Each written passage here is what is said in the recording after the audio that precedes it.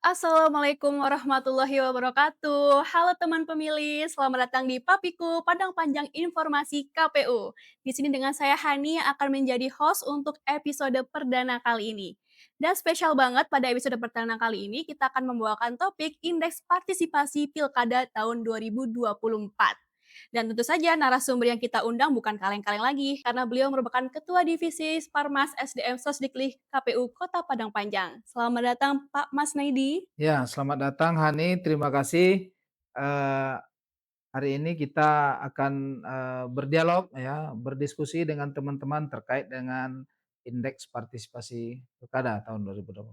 Terima Oke, kasih. oke, sudah siap berarti ya kalau gitu Pak? Insya Allah, terima kasih sudah diundang dalam podcast perdana di KPU ini. Terima kasih kembali. Kalau gitu kita langsung saja ya teman pemilih. Dan kalau kita melihat dengan topik kita kali ini rasanya masih cukup berat karena masih belum mengerti apa itu indeks partisipasi pilkada, Pak. Boleh dijelaskan secara gamblang agar teman pemilih di rumah ini memahami dengan benar? Iya, ini sebenarnya, sebuah metode ya, yang ditetapkan oleh KPU RI dalam mengukur keterlibatan atau partisipasi masyarakat dalam pemilihan kepala daerah tahun 2024. Nah, metode ini berbeda dengan, metode-metode sebelumnya dalam mengukur tingkat partisipasi masyarakat dalam pemilihan, umum maupun pemilihan kepala daerah sebelum-sebelumnya. Nah, ada perubahan metode. Nah, dengan perubahan metode inilah, melahirkan indeks partisipasi pilkada tahun 2024. Berarti bisa Ya. dibilang dari tahun-tahun sebelumnya itu sudah ada ya, Pak, tentang pengukuran partisipasi masyarakat terhadap pilkada ini? Cuman Sudah, beda aja? ya sudah ada. Ya, sebelumnya kan, masyarakat itu dilihat, kehadirannya di waktu, pemilihan di TPS sewaktu pelaksanaan pada hari H. Nah, sekarang ada perubahan metode. Nah, perubahan metodelah ini nanti yang akan melahirkan indeks partisipasi, pilkada tahun 2024 ini. Nah, perubahan metode ini mencakup beberapa elemen. Jadi mulai dari, registrasi pemilih, Betul. ya, kemudian mulai, sampai kepada tahap, pencalonan, Mmm. kemudian kampanye, eee, sosdiklik ya, sosialisasi, kemudian, kehadiran, peserta pada saat hari H di, TPS. Nah, jadi ada 5 indikator, kalau dulu hanya satu indikator saja yang dinilai. Oh, Berapa masyarakat yang hadir dibandingkan dengan DPT yang ada di dalam pemilu atau pilkada. Nah, sekarang ada 5 alat oke. ukurnya. Oke, ini merupakan cukup menarik ya, teman pemilih di rumah, bahwasanya kita sebagai masyarakat taunya hanya datang ke TPS aja, Iya, itu sudah melaksanakan demokrasi. iya, Tapi ternyata dari KPU ada 5 indikatornya ya, Pak, ya? iya, ada 5. Hmm. Kalau begitu boleh Pak, dijelaskan gimana sih caranya dari KPU sendiri untuk meningkatkan partisipasi tersebut agar masyarakat Kota Padang Panjang ini bisa langsung ke empat-empatnya ini tergerak? Iya, sebenarnya kan indeks ini ya, pengukuran indeks, pilkada tahun 2024 ini dilatar belakangi dari, apa, kesetaraan ya, Betul. kesetaraan dan keterlibatan masyarakat dalam setiap proses politik yang terjadi. Nah, inilah yang kemudian agar apa, agar, demokrasi kita ini ya, tidak berhenti secara prosedural saja, tapi memang memiliki makna. Nah, inilah yang kemudian dikembangkan oleh KPU RI agar apa? Melahirkan 5 indikator tersebut, ya. Oke. Melahirkan 5 indikator. Nah, merumuskan 5 variabel kunci itu bukan persoalan yang gampang. Karena apa? Karena, eee, apa, ini melihat secara keseluruhan semua tahapan daripada pilkada itu sendiri, ini menjadi, melihatnya dalam sisi keterlibatan masyarakat dalam pilkada.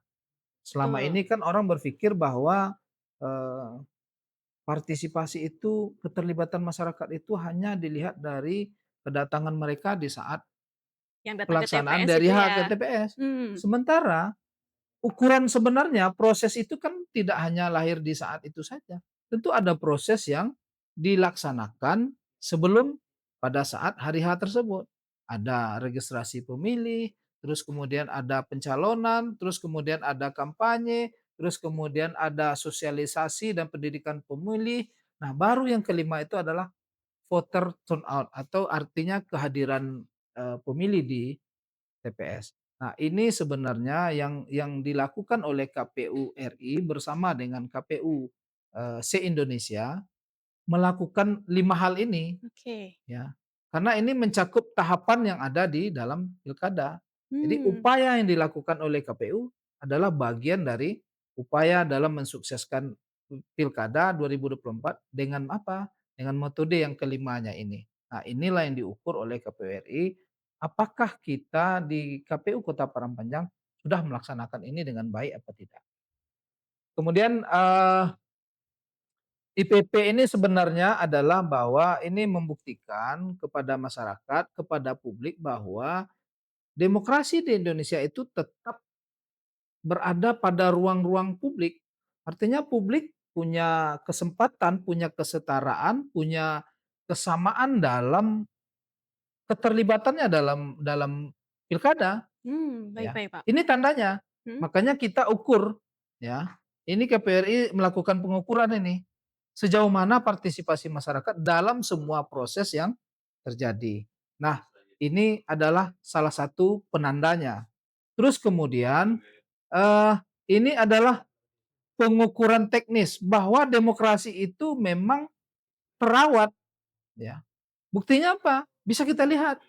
Ya, mulai Oke. dari registrasi pemilih, kemudian pencalonan, kemudian kampanye, terus kemudian sosialisasi, terus kemudian kehadiran masyarakat. Ini kan secara teknis ini membuktikan bahwa Indonesia itu memang kepercayaan masyarakat terhadap pemilu atau publik itu masih mempercayai KPU dan, pilkada gitu. Betul. Nah, mungkin Hmm. kita dengar juga suara-suara sumbang di luar sana yang mengatakan bahwa oh, ini pemilu tidak demokratis, pemilu nah, ini alat ukurnya sudah kita laksanakan.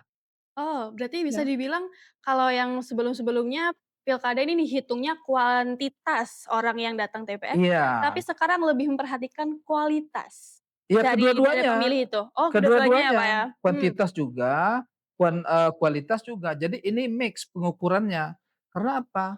Ini juga dilihat ya, contohnya ada beberapa indikator ini bahwa ketika registrasi pemilih, ini dilihat sejauh mana masyarakat memberikan respon terhadap data atau registrasi pemilihan tersebut.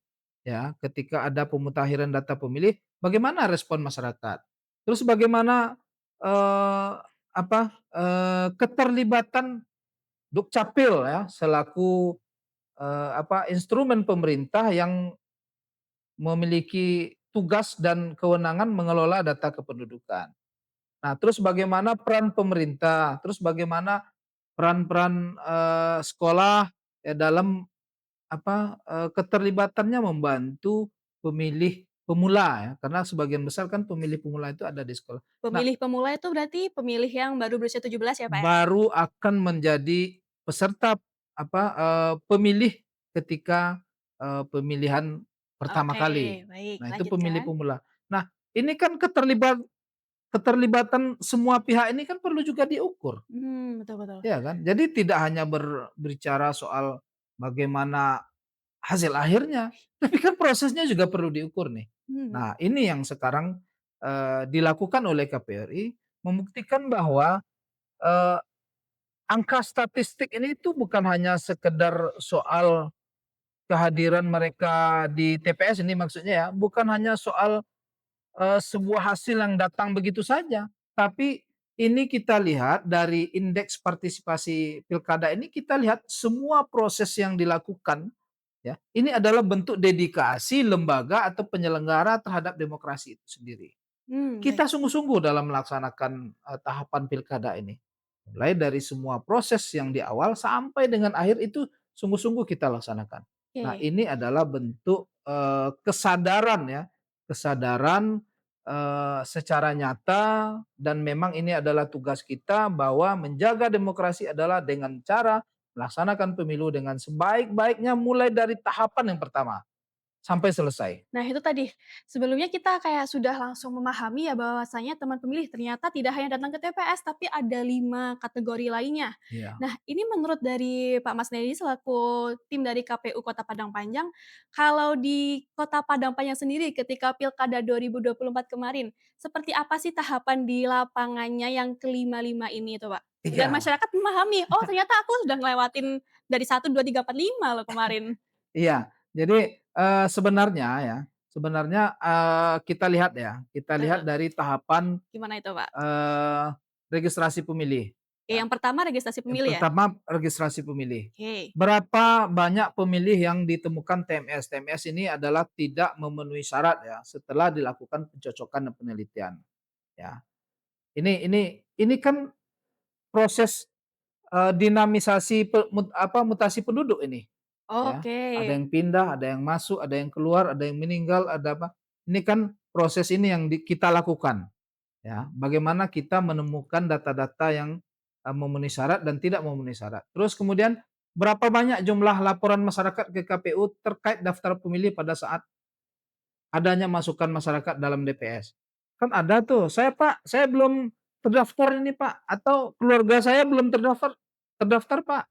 Atau saya pindah Pak, atau saya, ada tugas pada area itu kan proses semua itu. Proses keterlibatan masyarakat dan di Padang Panjang juga banyak yang melakukan seperti itu, Oh, baik. ya, Berarti banyak ya. tidak hanya menunggu KPU saja untuk Tidak mendatakan, nama-nama warga itu ya, tidak, kan tapi kita langsung ada datang, ada yang datang iya, langsung? kita ada masa ya, masa, tanggapan masyarakat dalam penetapan DPS, kemudian DPS, hasil perbaikan, terus kemudian DPT, ada DPT hasil perbaikan, ada PTB, ada semua prosesnya itu. Mmm, Nah, ini kan melibatkan masyarakat semuanya, oke, baik baik, betul iya betul kan? itu, Pak. Nah, di Ya, sini bisa kita lihat berapa banyak tingkat partisipasi masyarakat dalam, melaksanakan, registrasi pemilih. Terus kemudian persentase pemilih penyandang disabilitas. Ya, ya, kita di Padang Panjang juga melibatkan, eee, organisasi penyandang disabilitas. Ada namanya PPDI, Persatuan Penyandang Disabilitas Indonesia, kita Padang Panjang. Kita juga melibatkan mereka. Bagaimana kita memfasilitasi penyandang disabilitas dalam registrasi pemilih. karena mereka pasti punya hak pilih ya, Karena Pak, ya? mereka pasti punya hak pilih. Nah, ini yang kita juga lakukan. Selanjutnya adalah persentase pemilih dalam, pemilih tambahan, terus kemudian ada pemilih DPK, terkait dengan registrasi pemilih. Terus kemudian pada tahap pencalonan. Oke, ini sudah masuk yang kedua ya, Pak, Ini ya? yang kedua nih, Oke, pencalonan. Berapa jumlah calon kepala daerah yang ada. Nah, kita kan di Perempanjang ada 3 pasangan calon. Terus 2024 kemarin ya? 2024 ini. Terus berapa massa yang datang pada saat pendaftaran pasangan calon tersebut, itu dihitung juga. Oh, berarti masih calon tapi sudah harus dihitung antusiasnya terhadap calon Begitu tersebut? kita melihat ya, dengan metode ini begitu Oke, dilihat, ini pasangan calon nomor, 1, 2, dan 3. face-nya Berapa berapa? jumlah iya, berapa jumlah orang yang datang mengantarkan, pasangan calon ini untuk mendaftar ke KPU. Oh, Nah, ini oke. juga dilihat.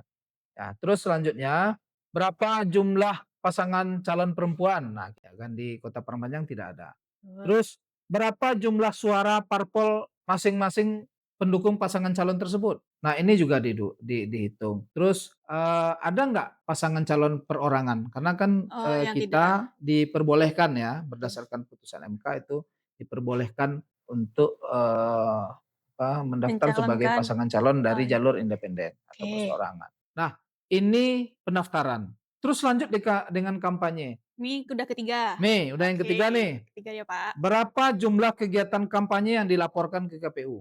Kan metode kampanye itu banyak ya, bisa kita lihat ya, metode kampanye itu ada berbagai macam metode kampanye yang dilakukan. Kalau kita kemarin berkaca di tahapan pilkada, ini kan pengukurannya pilkada, itu kampanye itu dilakukan mulai tanggal 25 September 2024 sampai 23 November 2024 kemarin. Nah, ada pertemuan terbatas, ada pertemuan tatap muka dan dialog, ada debat publik atau debat terbuka antar pasangan calon, ada penyebaran bahan kampanye kepada umum, pemasangan alat peraga, kegiatan lain yang tidak melanggar larangan kampanye dan peraturan perundang-undangan. Terus kemudian ada iklan media cetak dan elektronik. Jadi ada banyak metode kampanye yang, Bisa dilakukan, dilakukan ya. mhm, Nah ini juga dilihat, berapa banyak jumlah kampanye yang dilaporkan oleh peserta kepada KPU maupun KPU, tim suksesnya ya. mmm, Karena yang bisa melaksanakan kampanye itu kan bisa pasangan calon, bisa tim yang ditunjuk oleh pasangan calon tersebut atau pihak lain ya. Nah kemudian berapa jumlah iklan kampanye yang difasilitasi KPU. Nah kemarin kita ada iklan ya, ada iklan yang kita, fasilitasi melalui siaran televisi ya, karena mmm, pada saat pelaksanaan debat, antar pasangan calon. Terus kemudian berapa jumlah orang yang dilibatkan dalam kegiatan kampanye tersebut. Ya, umpamanya, pasangan calon datang berkunjung ke satu titik, berapa orang yang dia temui, terus kemudian yang terlibat, ya, berapa orang yang dalam satu kegiatan tersebut. Nah, ini juga kita lihat. Berapa jumlah APK yang difasilitasi oleh KPU? Kemarin kita sesuai dengan regulasi, ada APK-APK yang kita fasilitasi, berdasarkan peraturan perundang-undangan. Terus berapa kali jumlah debat yang dilakukan? Nah, kita oke. di KPU Kota Prambanan melaksanakan debat sebanyak 3 kali, ya. Sementara daerah lain hanya melaksanakan 2 kali. Terus kemudian, jumlah pasangan calon yang menyampaikan LPPADK. Jadi laporan penggunaan anggaran dana kampanye. Nah, Oh, ini juga itu juga? dilihat Oke. ya, berapa pasangan calon yang menyampaikan itu, ada nggak yang nggak menyampaikan. Terus kemudian berapa sumbangan dari para pihak lainnya, ya kan ada sumbangan. Terus kemudian berapa followers dari media sosial pasangan calon Itu tersebut, juga ini dihitung, juga Mas? dihitung. Oh Ini kan mereka juga menampilkan apa ya, menyampaikan visi, misi, dan programnya dalam setiap tahapan yang dilakukan. oh, walaupun mereka kayak kan bisa aja tuh di sosial media beli followers, itu ya udah kita hitung Iya aja, tetap penting. kita hitung, ya Oke oke. tetap kita hitung. Sebagai bentuk generasi sekarang ya, Pak, ya, lihat Iya sosial media. iya, jadi Terus itu tetap dihitung. Terus selanjutnya adalah, eee, kegiatan sosialisasi yang dilakukan oleh KPU. ini keempat kah, Pak? Atau masih 3? Ini yang keempat ini, Oh ya, ya, keempat ya berarti? keempat. Berapa kali jumlah kegiatan Sosdikli yang dilakukan oleh KPU, terus kemudian apa saja, inisiatif atau inovasi yang kita lakukan.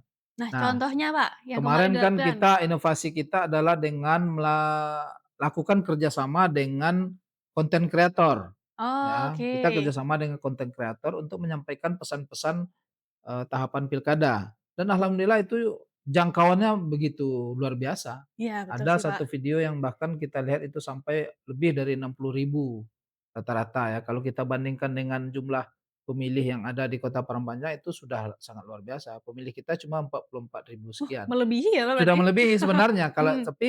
kalau dari angka statistik kan sebenarnya sudah melebihi, tapi kan orang bisa menikmati video tersebut dari mana saja dan di Oh, mana iya saja. ya.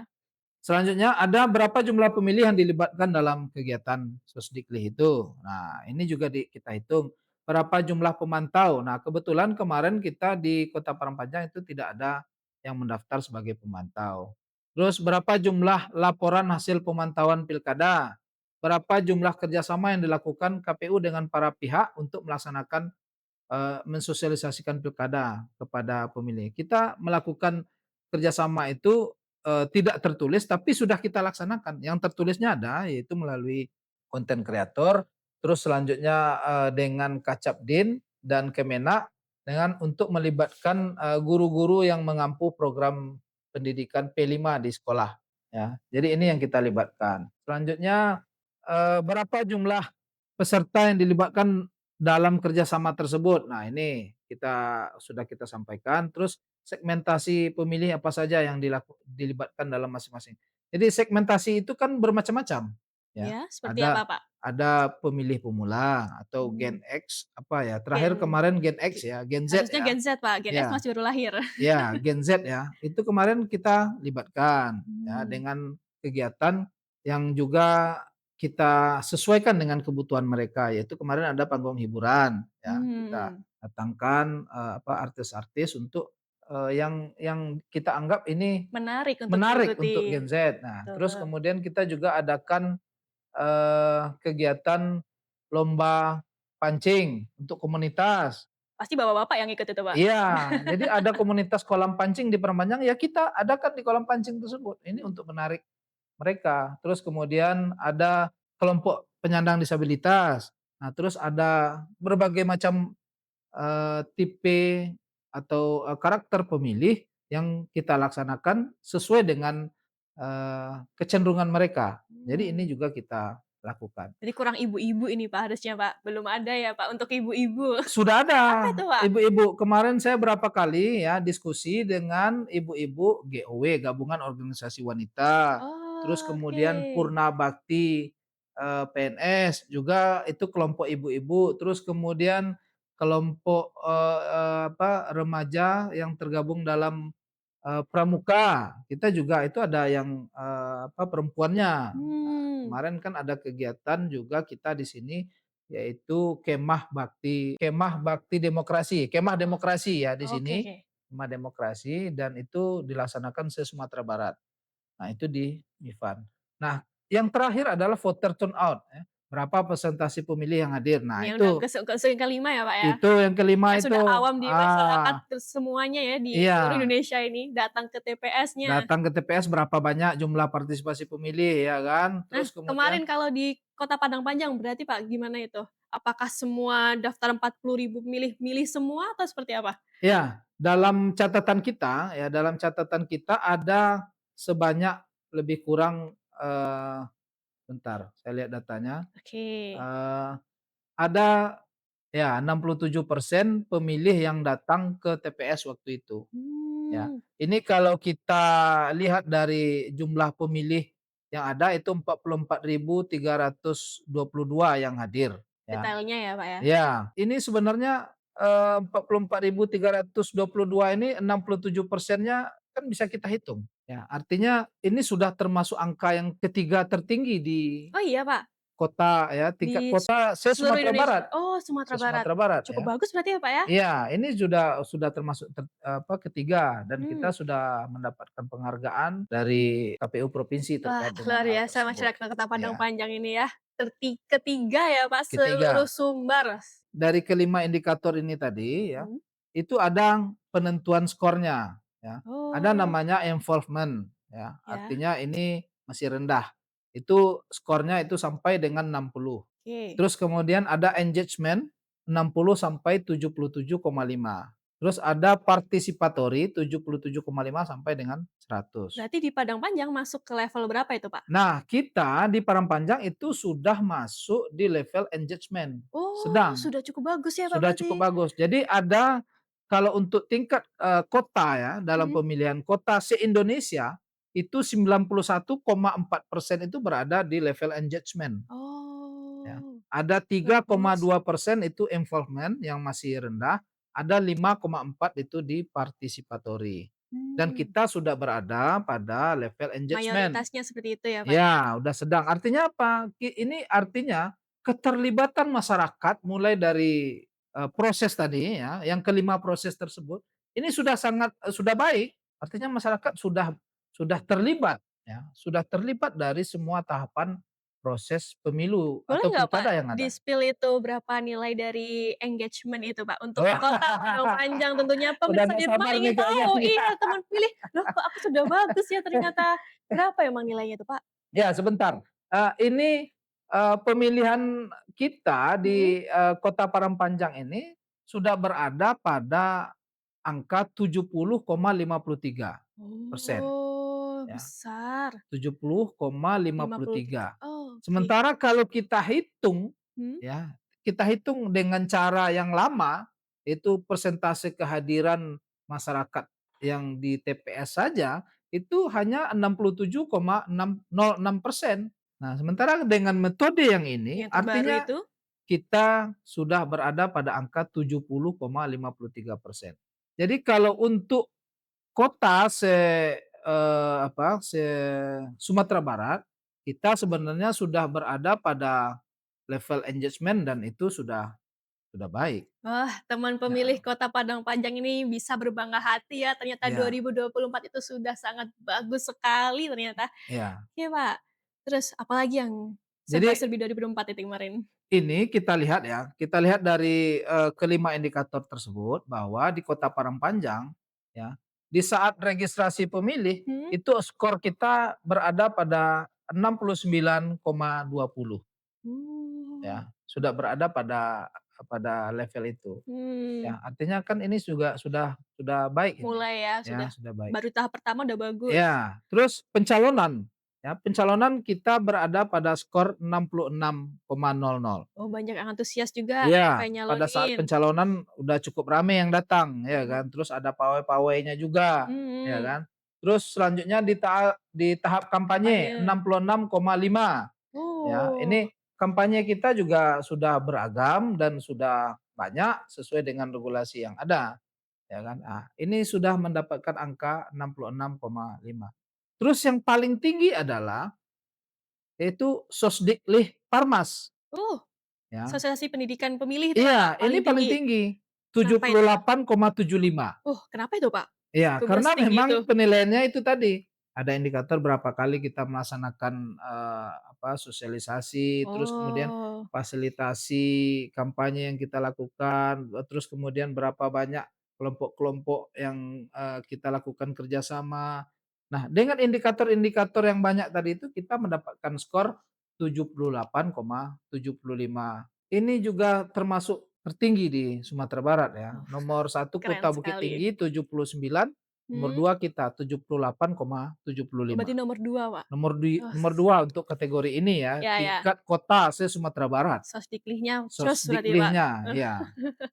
Nah, Iya. terus kemudian kalau dari sisi jumlah kehadiran yang hadir ya, ada Mhm. VTO, voter turnout, kemudian, ini kita berada di angka 70,12%. Dan Oh, ini cukup baik betul ya, cukup betul. tinggi juga. Nah, jadi dengan semua komponen tersebut maka kita mendapatkan skor akhir itu adalah 70,53 dan kita berada pada level engagement. Artinya dengan ini kita juga, mesti harus melakukan evaluasi juga bagaimana meningkatkan, tahapan-tahapan pilkada ini ke depan agar penilaiannya, keterlibatan masyarakat terus kita upayakan agar lebih terlibat Biar lagi. bisa capai level yang Ya, itu target ya, Pak, ya? kita ya partisipatori lah Waduh. paling tidak untuk, di periode berikutnya. Ya. Berarti yang kurang itu dari sisi berarti nanti bakal lebih gencar lagi dari sisi KPU dan juga sisi masyarakatnya juga berarti kerjasama dua pihak ya ini, Pak, biar bisa level partisipatori itu?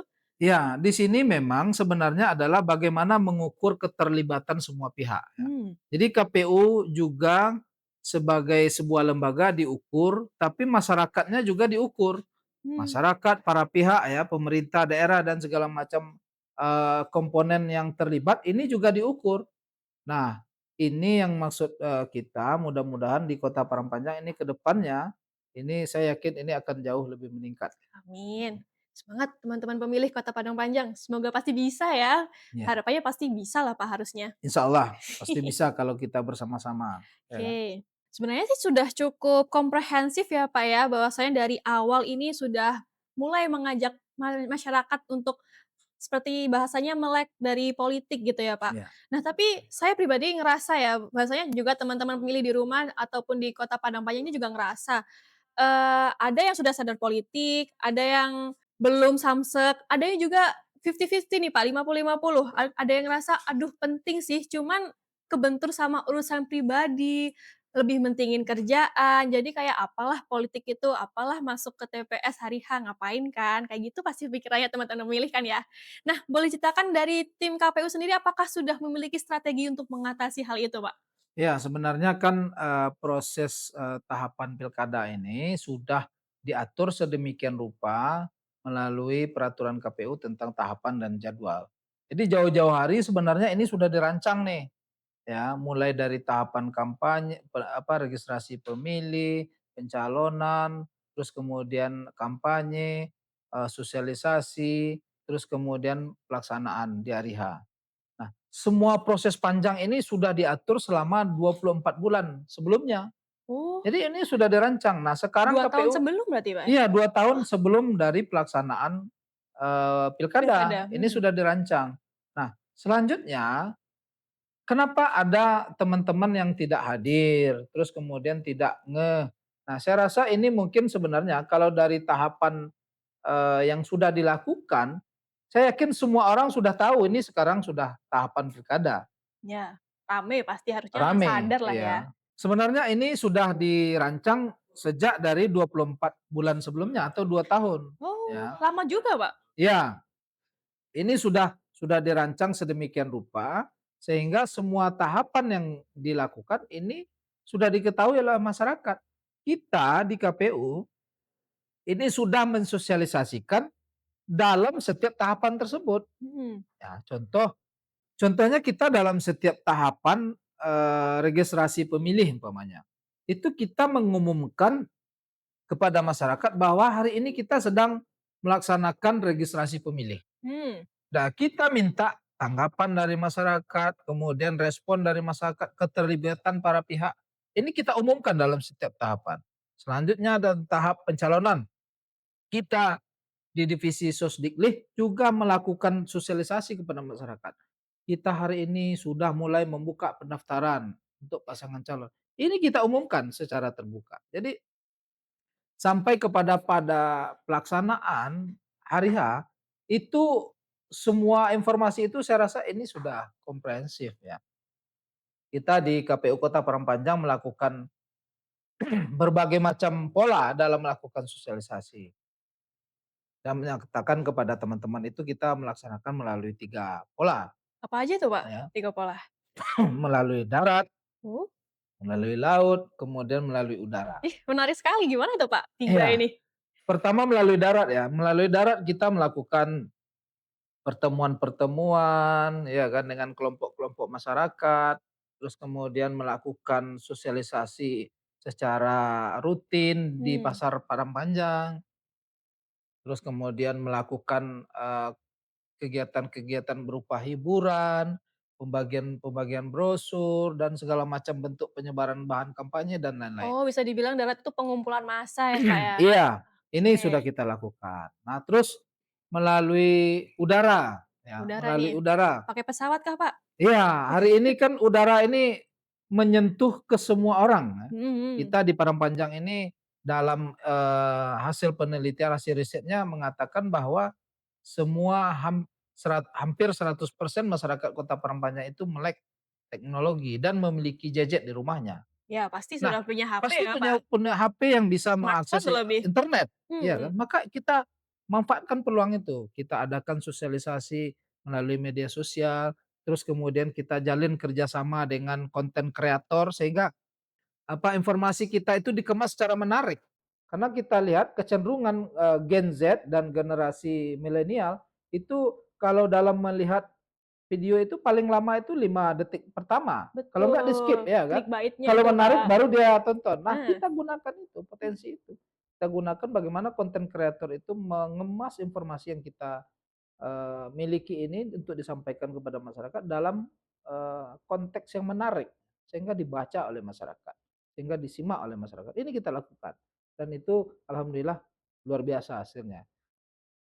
Selanjutnya ini melalui laut ya. Oke. Laut, memang Parmanjan tidak punya laut, tapi Iya, punya kolam. heran. Oh, kolam. Kita Biasanya punya kolam pancing. orang sini nyebutnya tabe berarti ya, Pak? Tabe, iya, kita punya tabek pancing. Nah, ada kelompok-kelompok masyarakat yang memang hobi mancing. Hmm, Kita adakan sosialisasi di sana. manfaatkan kolam itu deh. Manfaatkan kolam sebagai media sosialisasi. Nah, ini kan inovasi yang Kreatif kita sekali. lakukan, iya Mhm. kan? Nah, inovasi. Jadi tetap kita memperhatikan segmen-segmen sesuai dengan regulasi yang ada, ya. Kan ada Mmm. aturan bagaimana melaksanakan kampanye ya, ada PKPU-nya. Tetap kita berpedoman kepada itu, tapi pelaksanaan di lapangan itu kita sesuaikan dengan kondisi kita dan inovasi yang kita lakukan. Nah, kemudian di hari H itu juga ditetapkan oleh pemerintah sebagai hari yang diliburkan, Nah, itu, Pak. Ini ya. sih yang Tapi nyatanya heeh, setelah diliburkan malah mager, ya, malas gerak, soalnya iya gimana kan? ya, saya jadi Rebahan aja di kamar. hmm, Nah, ini fakta yang kita temukan. Maka memang itu, Pak, maka mager. kita tadi ya Hmm, sebelum sebelum pelaksanaan di hari H kita udah lakukan kerjasama dengan para pihak yang ada di sekolah. Supaya apa? mmm. Mereka mengedukasi pemilih-pemilih pemula kita yang ada di sekolah itu agar mereka memang ketika diliburkan itu jangan mager, memang datang ke TPS gitu. Nah ini Pak, saya langsung mendengar kata-kata dari teman pemilih di rumah nih, apalagi Kota Padang Panjang. Bertanya-tanya Pak, Kenapa hari liburnya tuh hari Rabu? Di tengah-tengah satu minggu itu kenapa hari Rabu, nggak Jumat biar long weekend gitu kan, Pak. Kenapa Rabu itu, Pak? Iya, sebenarnya itu aturannya ada di, KPU RI ya, menetapkan Oke. hari pelaksanaan, eee, pelaksanaan pilkada itu, hari Hmm, Rabu. Nah, kita juga tidak, bisa kenapa KPU RI itu menetapkannya hari Rabu. Ya, berarti artinya ikut apa, dari ini atas ya, Pak? sudah apa, sudah melalui kajian ya, sudah melalui kajian yang komprehensif tentunya dengan hitungan, 2 tahun itu sudah Mmm, dihitung betul, tepatnya pelaksanaan itu hari memang apa. harus hari Rabu, mungkin hari baiknya Ah, kali ya, Pak? iya bisa jadi juga, Nggak ada iya yang tahu kan, ya, Pak, ya? bisa jadi juga ini ada primbonnya juga kan nggak tahu Betul, juga kita. bisa bisa betul itu, Pak. Ya itu yang mengalahkan rasa mager sih, Pak, yang Iya, supaya sulit masyarakat ya. berduyun-duyun datang kan, maka Hmm, dicarilah hari baiknya, bulan baik. Samalah seperti orang yang mau mau pesta nikah, ya ya. kan, mau menikah tentu dicari juga hari baik, bulan baik. Sama ini kayak hari pestanya seluruh Indonesia ya, Pak, ya, Ini pestanya rakyat, oh betul, iya iya. pestanya rakyat, maka dikatakan bahwa pemilu dan pilkada itu adalah pesta rakyat. Oke, sebenarnya ini menarik ya teman-teman pemilih, terutama di Kota Padang Panjang, bahwasanya ternyata di tiap tahapan nih KPU sudah melaksanakan komunikasi nggak satu arah, tapi sudah dua arah. Setiap tahapan dipublikasikan dan meminta tanggapan kepada masyarakat, dan itu seterusnya sampai 5 ini tadi. Bahwasanya ya memang harusnya ya ada antusias, ada muncul rasa keinginan tahuan dari pribadi masing-masing kalau gitu ya Pak ya. Dan mungkin ini akan jadi refleksi bersama sih, Pak, keinginannya kan kita nggak cuman kerja sendiri tuh KPU, tapi juga bersama masyarakat. Nah, ini mungkin ada nih, Pak, pesan dari KPU untuk teman pemilih di seluruh Indonesia, terutama Kota Padang Panjang, bahwasanya bagaimana sih, Pak, menyadarkan bahwasanya politik ini nggak jauh-jauh loh dari kehidupan kita. Nah, itu seperti apa, Pak? Iya, artinya, kita sebagai penyelenggara dan juga masyarakat tentu mesti melihat bahwa semua proses, demokrasi ini menentukan siapa hasil yang akan nanti terpilih ya. Hmm, Nah, kita melihatnya begini, semua lini kehidupan masyarakat mulai daripada lahir, ya, besar, sampai kemudian menikah, sekolah, menikah, terus kemudian melahirkan, sampai meninggal, ini semuanya butuh kebijakan publik. Kebijakan publik itu siapa yang melahirkan? Ya dari tentu pemimpin kita. pemimpin, ya. Oke, Kita boleh saja berpikir bahwa ini tidak ada ngaruhnya sama kita. Boleh saja berpikir begitu. Tetapi kita jangan menuntut hak kita betul sih, kepada Pak. negara. Karena apa? Kita nggak melaksanakan hak kita, memilih pemimpin yang baik, memilih pemimpin yang, melaksanakan keterlibatan kita dalam setiap tahapan demokrasi kita. Ya, artinya apa? Mulai dari lahir, itu kan butuh keputusan, Hmm. butuh kebijakan. Contoh sekarang kan ada lahiran gratis, Ah, ya iya. kan? Terus kemudian ada terkendala di BPJS-nya, minta bantu ke pemimpin supaya apa? Supaya dibantu. Nah ini kan Ah, sebenarnya proses. iya dari Ini tentang lahirnya kan melahirkan, iya dari ya, proses demokrasi yang dilakukan. betul Kalau betul. seandainya pemimpin yang Nggak peduli, nggak peduli, yang lahir, terus ya kita udah, mau apa? mhm, Mau nyalahkan siapa? Ya yang salah kita juga. Tidak peduli dengan proses demokrasi. Terus kemudian sekolah, uang sekolahnya mahal, tidak ada angkutan gratis, tidak ada, buku pelajaran, terus banyak, banyak, sumbangan-sumbangan lainnya. Minta bantuan kepada pemimpin. Pemimpin ini bukan hanya, pemimpin kepala daerah ya, tapi kepada eksekutif dan legislatif, karena ini kan paket pemimpin yang ada di daerah kita. betul, iya, Pak. Terus kita minta bantu, nggak dibantu umpamanya dengan pemimpin kita, terus kita mau nyalahkan siapa? Kalau kita tidak peduli, Mhm, sampai meninggal pun butuh akta kematian, butuh tanah pekuburan, butuh ambulan, kan butuh juga kebijakan pemimpin. Nah mhm. terus kita ngomongnya ini nggak ngaruh sama kita, nggak ngaruhnya di mana? Iya ya, padahal yang ngaruh ya, Pak, ya. Ya ngaruh banget lah, ya. Orang baik itu, pemimpin yang baik itu tidak akan pernah terpilih kalau tidak datang atau tidak dipilih oleh pemilih yang baik. Pemilih yang baiknya malah mager di rumah, malas keluar, terus kemudian terpilihlah pemimpin yang tidak baik. Terus kita mau nyalah-nyalahin aja. Iya, baru ngerasain gitu, Baru Pak. ngerasain, oh ternyata pemimpin kita begini begini begini.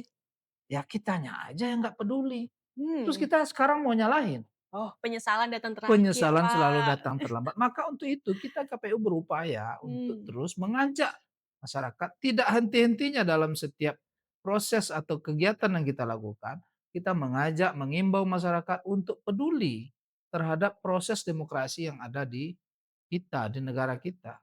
Udah, pilihan kita adalah negara demokrasi. Sudah, itu pilihan kita. Nggak usahlah kita berpikir ini akan menjadi apa, begini begini begini, nggak usah dulu. Kita sampai saat ini adalah negara demokrasi. Ya udah, ini perlu keterlibatan semua pihak. Hmm. Memang di negara kita belum menjadi kewajiban ya, seperti di negara-negara lain ya. Kalau nggak milih ditangkap. Ah, Ya enggak, kita kita nggak belum. seperti itu, Iya, belum seperti itu. Tapi menyerahkan kepada masyarakat agar haknya. apa, menentukan pilihannya. Ya kalau nggak nentuin pilihan, terus kembali dong seperti yang tadi. Ada masalah, mau minta bantu ke siapa, terus nyalah-nyalahin, ya kan nggak fair juga. Artinya apa? Ini juga menjadi bagian dari rangkaian kehidupan yang mesti kita jalani sebagai sebuah bangsa, sebuah negara yang sampai saat sekarang adalah tetap kita memilih demokrasi sebagai proses suksesi kepemimpinan dalam negara kita. Belum ada cara lain, ya. Tetap seperti itu. Nah, ini maka kita perlu bersama-sama dengan seluruh lapisan masyarakat agar kita ayo bangun kesadaran bersama. Ini adalah untuk kepentingan kita, kepentingan anak-anak kita, kepentingan cucu kita. Kalau sepanjang negara ini demokrasinya berjalan baik, tentu negara ini akan semakin baik. Bukan kembali setback ke belakang, Wah, tidak. Iya kan? mhm. Nah, pengorbanannya sangat besar kalau kita setback ke belakang. Ini perjalanan demokrasi kita sudah semakin hari sudah semakin baik. Dulu ada namanya pemilihan itu dilakukan oleh panitia pemilihan yang ditunjuk oleh pemerintah dan partai politik. Sekarang kita independen, ya. Kita independen, orang-orang yang dipilih secara independen. Nah, ini kan ruang-ruangnya sudah semakin terbuka, pemilu juga semakin terbuka, bisa diakses di mana saja, ya kan, kapan saja, bisa dipantau, bisa dilihat, tidak ada lagi ruang-ruang gelap dalam pelaksanaan pemilu. Nah, ayo mulai dari sekarang kita bersama-sama membangun demokrasi ini kita teruskan bagian dari perjuangan yang sudah dilakukan oleh para pendahulu kita. Ingat, pemimpin yang baik itu tidak akan lahir jika pemilih yang baik tidak datang memilih. Aduh, menarik banget, Pak, itu closing statement yang sangat cakep.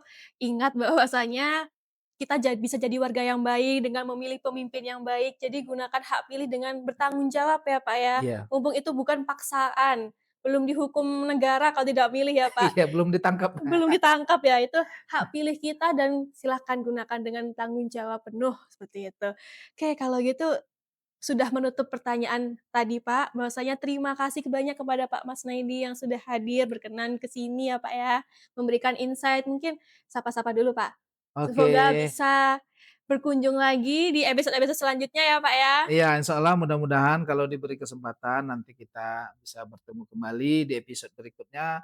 Dan terima kasih juga kepada semua pihak yang sudah mendukung lahirnya podcast KPU Kota Parangpanjang. Terima kasih juga kepada Hani yang sudah Sama-sama, membawakan Pak. acara ini dengan luar biasa.